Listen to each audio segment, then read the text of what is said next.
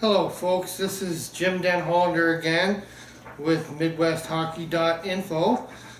This is kind of a restart up of the series. It's been several weeks or months since we've done a show. Trent is not here tonight, but I'm hoping to begin a bit of an aggressive return to the show.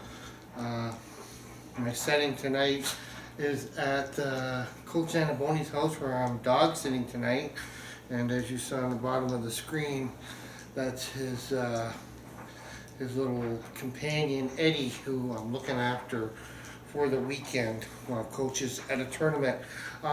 This is the junior show, and I'm going to start. Normally I would start with the Tier 1 and go to Tier 3. But with the Tier 3 already finished, I'm going to start there tonight.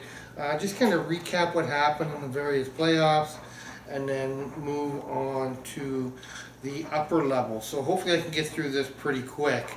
I'm going to begin with the USP 3HL Midwest, which began played its inaugural season. The league is made up of teams from the MNJHL, Minnesota Junior Hockey League, which is now defunct, I guess. It's teams from the Minnesota Junior Hockey League as well as the Midwest Junior Hockey League kind of merged and then joined with the USPHL, which is headquartered on the East Coast but operates a Midwest division as a first-year league. The USPHL Midwest was sort of put into the USP 3HL. I believe that's going to change in the upcoming years or upcoming seasons, at least for a few teams. Well, let's go through the playoffs really quick. 8 teams on each side qualified for the postseason. So that's 16 teams altogether. 4 of them advanced out of the Midwest rounds into an 8-team national tournament in the Boston area in Massachusetts, and that ultimately was won by the Dallas Ducks. But I'm going to start at the beginning and just kind of go through how the playoffs took place in the USP 3HL. In the West Division, Forest Lake was the top seed. They moved into the playoffs against 8-seeded Decatur and beat them in 2 straight in the first round. In other first-round action, 2nd-seeded Chicago Cougars eliminated the Steele County Blades by also 2 straight games. Wisconsin Rapids needed 3 games to beat the St. Croix Valley Magicians, and probably the most exciting first-round series was a 3-game battle between the host Dallas Ducks, who finished 4th in the third in the USP 3HL Midwest in their Western Division, and the Illiana Blackbirds. The Ducks actually moved into the second round by taking the 3rd and deciding game in overtime. So a thrilling series there from start to finish. Meanwhile, on the east side, top-seeded Tri-City eliminated Michigan Wild in 2 straight games. The Traverse City Hounds also handled Alpena Flyers in 2 straight games. Marquette Royals eliminated Kalkaska in 2 straight games. A bit of an upset there. Kalkaska was the 3rd seed, while Marquette would have been 6th. And 4th-seeded Detroit Fighting Irish beat Motor City Hawks in 2 straight games as well. So in the semifinals, it was Forest Lake. They had a 3-game series with Wisconsin Rapids, won Game 3 in overtime to clinch one of the spots to go to the national tournament, which was going to have teams from the East Coast as well as the southern teams. So Forest Lake grabbed one of the spots. The other team from the West to go was the Dallas Ducks, who had 3 thrilling games with the Chicago Cougars. First 2 going to overtime. I believe 3-2 was the score of both of them. First one won by the Ducks, second one won by the Cougars, and then finally on a Monday afternoon, the Ducks clinched the final berth with, I believe, a 3-1 win, and they grabbed the other spot to head to Massachusetts. On the east side, the top 2 seeds both advanced. Tri-City taking out Marquette, and Traverse City defeating Detroit, both in 2 straight games. At the national tournament, the Dallas Ducks won their pool. They went 3-0 in pool play, and then won both their semifinal and the championship game to win the USP 3HL National Championship. They had a 5-0 record there. Forest Lake, Tri-City, Traverse City all failed to make it out of their respective pools. Forest Lake had a record of 1 win, 1 loss, 1 tie. Traverse City won no games but tied 1 and lost a pair. And the Tri-City team lost all 3 games, unfortunately. Awards have been handed out for the USP 3HL. I will put that in the next show, though. I don't want to completely hold up all the time here. I'm going to move on now to the NA3HL. And the key divisions for Midwest fans are the Central, where top-seeded North Iowa played number 4 Rochester, won that series in 2 straight. Lacrosse played Wisconsin in the other series and also won in 2 straight. And in their semifinal, North Iowa defeated Lacrosse 2 straight games to earn one of the berths in the Silver Cup, which was played last weekend. In the East Division, Metro Jets had a pair of wins against the Worcester Oilers, another one of the former MNJHL teams. Metro took out Worcester in 2 straight games, while Western Michigan defeated Toledo also in 2 straight games. Metro won their championship series in 2 straight, and also earned a spot at the Silver Cup. In the Midwest Division, St. Louis took 2 against Cincinnati to win that series 2 straight. Nashville, which is actually not a Midwest team, but it's in that division, eliminated the Peoria Mustangs in 2 straight games. And in the division championship game, it was St. Louis winning a hard-fought series against Nashville with a 2-1 margin. In the West, first-seeded Granite City Lumberjacks, who also were the defending league champions, handled Alexandria Blizzard 2-0. Sweep that series.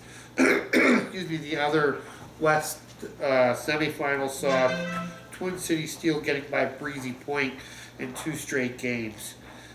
Twin City went on to eliminate Granite City to win the West and earned a berth at the Silver Cup Championship Series, which was an 8-team event. The Frontier Division was won by Yellowstone, and the South Division was won by Point Mallard. There was 2 wildcard teams that got in. They were both from those other divisions. Great Falls getting in out of the West, the Frontier Division it's called, and Texas from the South Division. So at the Silver Cup, 2 very close pools of play. North Iowa taking the top seed in their pool, despite a loss in their final game to Point Mallard. And the second spot went to Great Falls. The second position went to Great Falls. North Iowa, Great Falls, and Point Mallard all ended up with identical 2-1 records. Math had to come into play, goals for and against, giving North Iowa and Great Falls the 2 spots, while Point Mallard, unfortunately, despite a big win against North Iowa, had to go home early on that side. On the other side, Metro Jets won all 3 games, while Twin City, Texas, and St. Louis all ended up at 1 and 2. Twin City getting the nod as the runner-up in that division. Uh, while St. Louis and Texas were eliminated after the round robin, the semifinals played last Friday, I believe.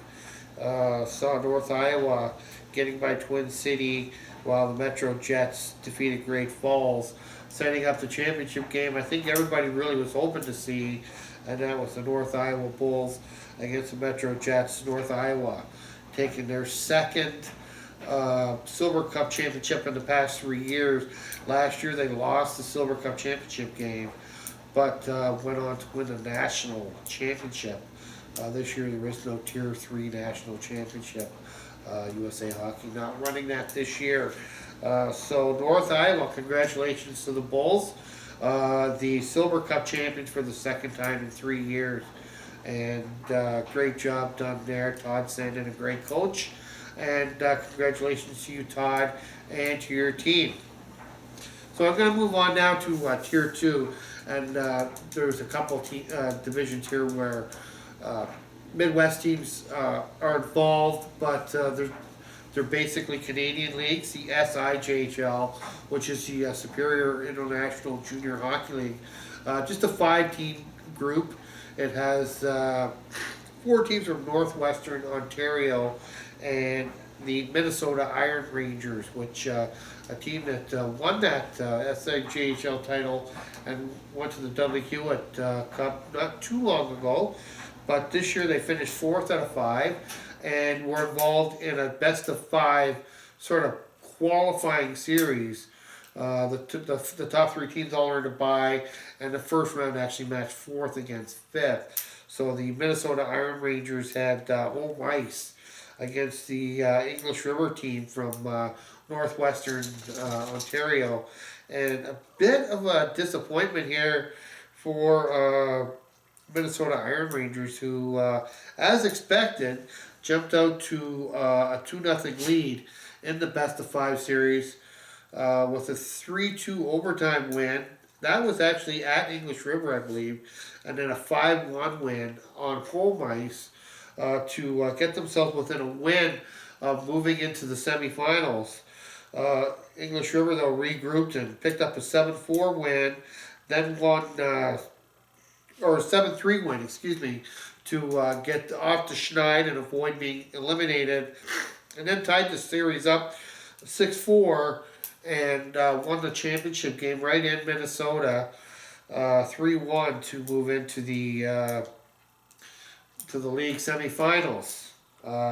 So that basically ends the Midwest involvement in that league for this season. Minnesota Iron Rangers eliminated from the postseason. Just out of interest, English River did move on to play Fort Francis, and Fort Francis dispatched them fairly quick, taking the best-of-7 series in 4 straight. Dryden and Thunder Bay are in the other series, and that is actually being led by Dryden at this point, 3-1, with a chance for Dryden to clinch the other spot in the championship series tomorrow on home ice as they play host to Thunder Bay.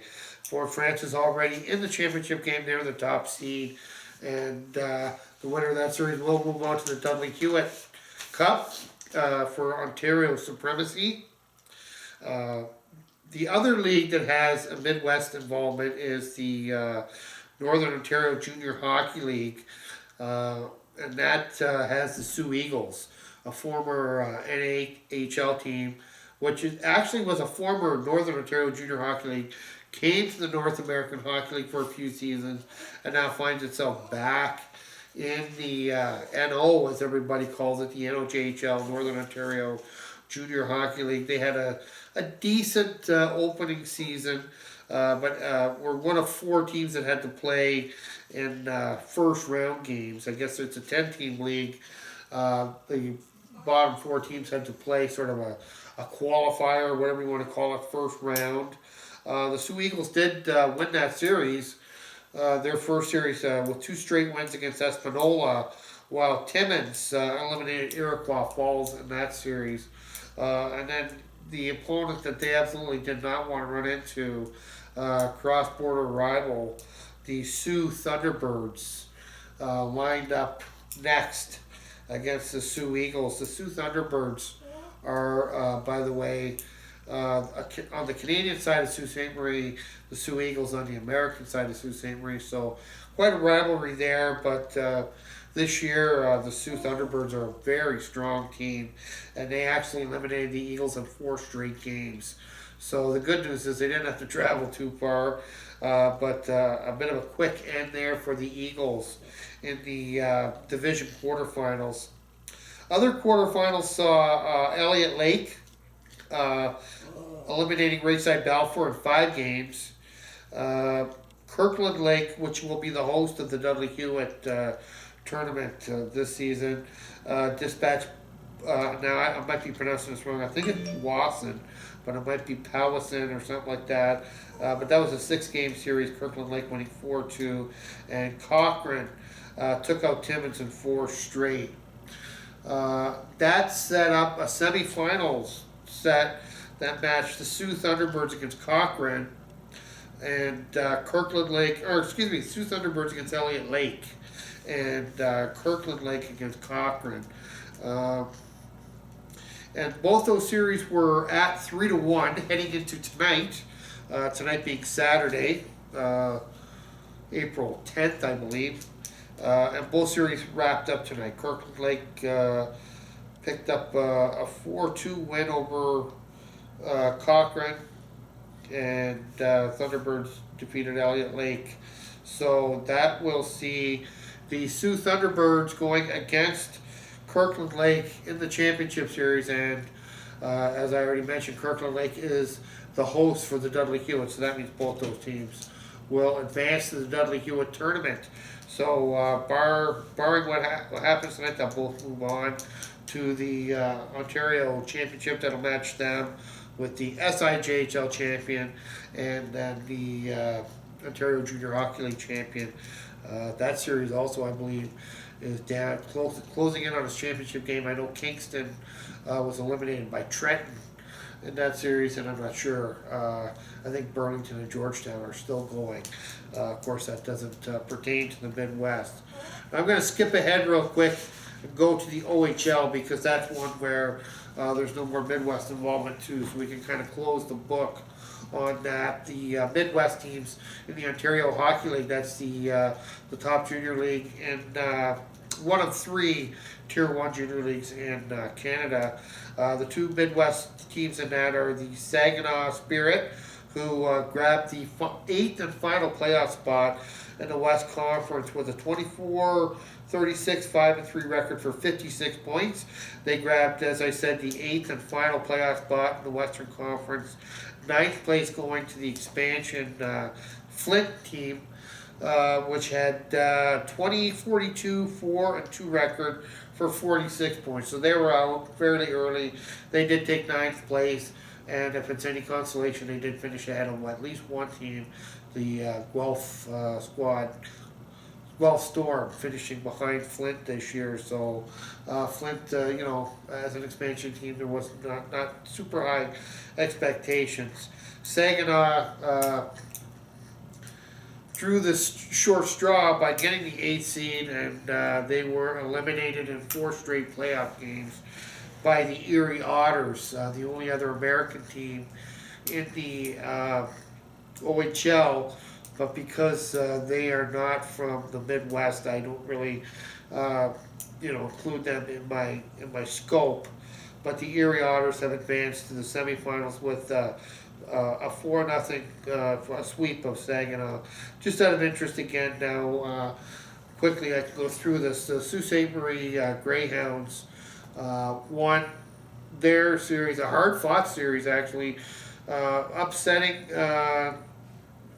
technically number 2 seeded Sarnia, although London had more points, but because they're in different divisions, Sarnia got the number 2 seed. So number 7, Sault Ste. Marie getting a 7-game when they took the final game 4-3, so that obviously would have been at Sarnia. So congratulations to the Sioux for that.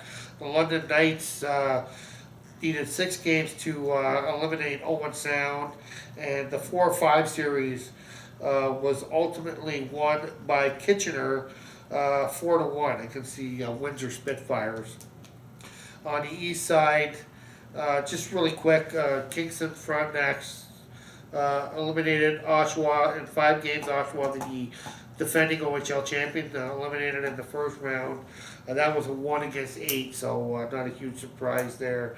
Barrie and Mississauga ended up in a long 7-game series with Barrie taking a 5-1 win in the deciding game on home ice. North Bay and Peterborough also in a 7-game set. North Bay, the number 3 seed, winning on home ice in the final game 4-1. And 4th-seeded Niagara, formerly the Belleville Bulls, eliminated the Ottawa 67s in 5 games. They are now into the semis. Erie has a 2-0 lead on the Sioux. The Sioux Greyhounds with a 3-2 win in overtime and a 3-1 win. Meanwhile, Niagara, a bit of an upset here in the making. It's a long way from over, but Niagara has taken the first 2 games at Kingston. The first one 3-1 and the second one 6-5 in overtime. Barrie is 1 game into their series with a 5-2 win against North Bay, and the London Knights have doubled Kitchener 6-3 the only other game played in that series. So they're just into their conference semifinal rounds now, and that's a long way to go there. But no more Midwest action, so that'll kind of go to the back burner for us now. Meanwhile, 2 other leagues are just wrapped up their regular seasons this weekend, or are wrapping up their regular seasons. Some pretty big scores here from tonight, and some teams clinching playoffs literally on their final games or close to it. I'm going to start out in the Midwest, where Fairbanks actually wrapped up their season last week. They set a new league record with 101 points. Janesville Jets set that record last year with a 100-point season. It lasted 1 year.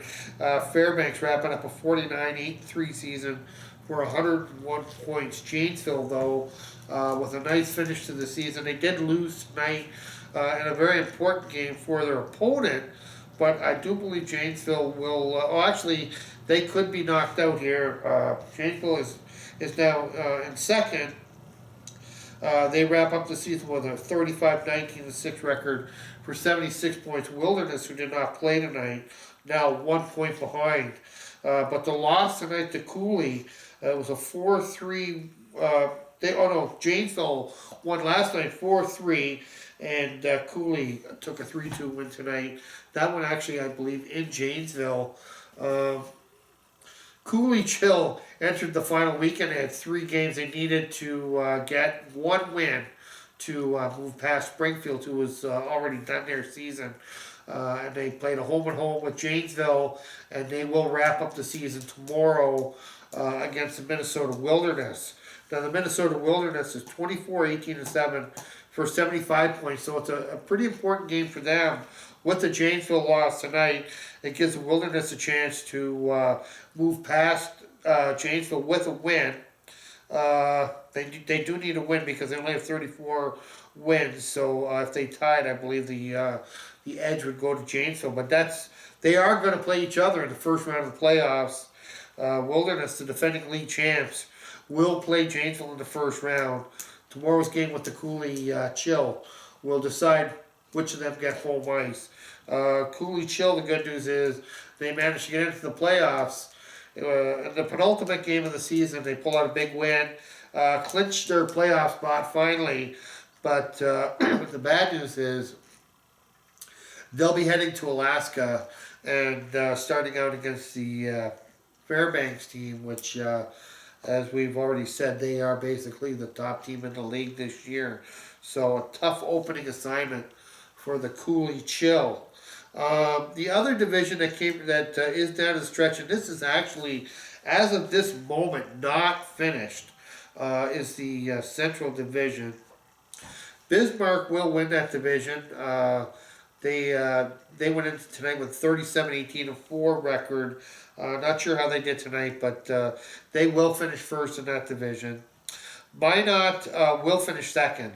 They're 34-19-6. Now their first round opponents are what's still to be determined. Austin will actually finish third. So Austin and Minot, they actually have playoff dates up. Austin Bruins, who last year played in the championship series against the Wilderness, they finished 28-27-4 for 62 points, and they will be at Minot April 15th and 16th. That's the one series that actually has dates up for its playoffs.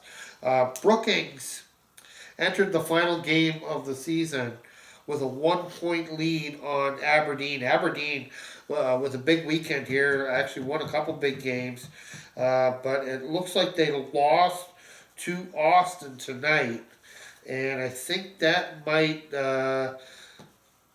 actually that should eliminate them. They have been officially eliminated, then I believe. Don't quote me on that, but I do believe that's the final. Aberdeen will miss the playoff by a single point. Brookings should get the nod, and that will put them against Bismarck in the first round. Let's see, the other division that has one Midwest team is the South Division. Topeka Roadrunners entered the play tonight with a 34-23-2 record. There's really nothing to say there. They will be third. There's no way out of that. And Lone Star will be second. So Lone Star and Topeka will head into the playoffs against each other. And I believe Odessa will play Wichita Falls in the other game there. Now the Aston, New Jersey, Johnstown, Wilkes-Barre, they wrapped up their regular season, I think, last weekend. And the way I listened to them is the way they finished. But of course, they're not Midwest teams, so we will just kind of breeze by that pretty quick. And that brings us to the final junior league for today. And then, boy, I'm telling you, these guys had a great finish to the season. The America's top junior league, the USHL, the defending champion, Sioux Falls Stampede, down to the final game of the season, thanks to a win yesterday, and I think a Fargo loss yesterday. The Sioux Falls picked up a 2-1. Oh, that was a 2-1 win against Fargo last night to actually move into a playoff spot. They'd been trying to get into that fourth and final playoff spot for quite a while. They actually did last night. But tonight, playing for a chance to move on, basically an early playoff game. Fargo defeated Sioux Falls 6-1 tonight.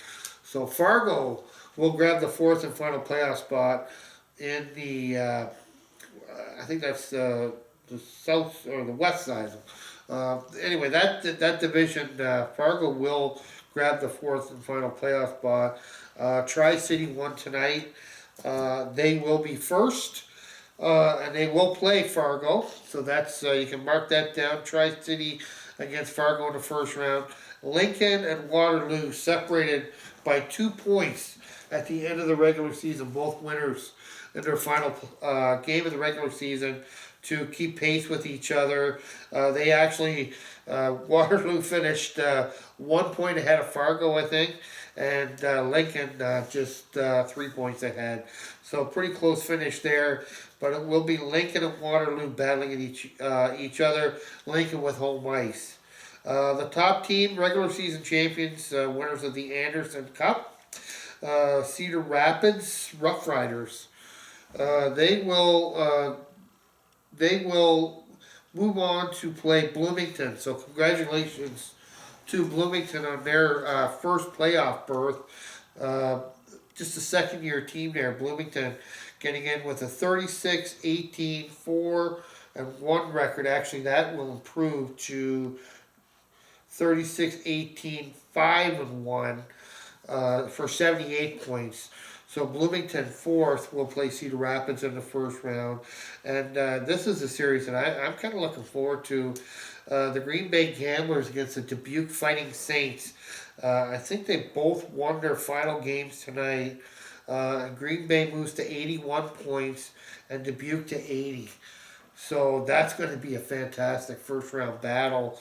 I believe these are all best of five. I'll go through the rest of the divisions. These are the teams that did not qualify for the postseason in the USHL. Youngstown finished fifth. Looks like they're going to be 6 points out. So Youngstown Phantoms will not be included in the postseason this year. Muskegon Lumberjacks, kind of a playoff regular in recent seasons. They'll miss out. They only had 61 points this year. Over 500 though, 27, 25, 3 and 4 heading into tonight, and they did lose tonight. So we 27-26, 3 and 4. Madison did not play tonight. They had 58 points and actually were passed by Chicago. The Chicago Steel picked up a win over Bloomington tonight in overtime. They moved 1 point ahead of Madison. It does put a little bit of a cherry on what will be the only game on Sunday. Chicago is the 7th place team playing 8th place Chicago Madison. The winner will be 7th, so it gives they're playing for a position tomorrow. On the other side, as we said, Sioux Falls unfortunately will miss this year. The Omaha Lancers had 57 points this year, 27-29, 4-1. Des Moines Buccaneers 24-30, 5-0, and Sioux City at 20-38, 1-4. So that pretty much wraps up everything in the junior category. The two leagues still remaining for Midwest fans, the two best. There are two highest level leagues, the USHL and the NAHL, just beginning their postseason next week. Bring it on. I'm going to try to do some regular shows now on that, and I'll focus heavily on those two leagues. As we said, we can probably go through some award winners and stuff like that. Some of the other leagues, but bring on the USHL and NHL playoffs, and tune in here again to MidwestHockey.info, and I'll have my counterpart Trent with me. I'm going to follow up with a pro show, and I'll get these up as soon as I can, and we'll go from there. Thanks.